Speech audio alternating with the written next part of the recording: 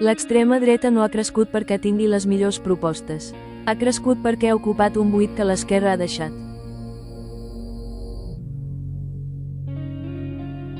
Promeses electorals incompletes. Habitatge inaccessible per als joves. Immigració gestionada malament o sense comunicació clara als ciutadans.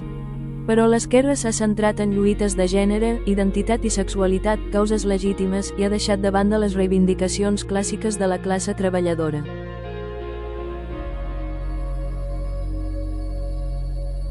El resultat, molts joves i treballadors que l'esquerra hauria de representar per defecte voten l'extrema dreta.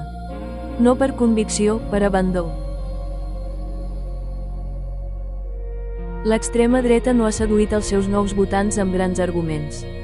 L'esquerra els ha expulsat deixant de parlar del que els preocupava.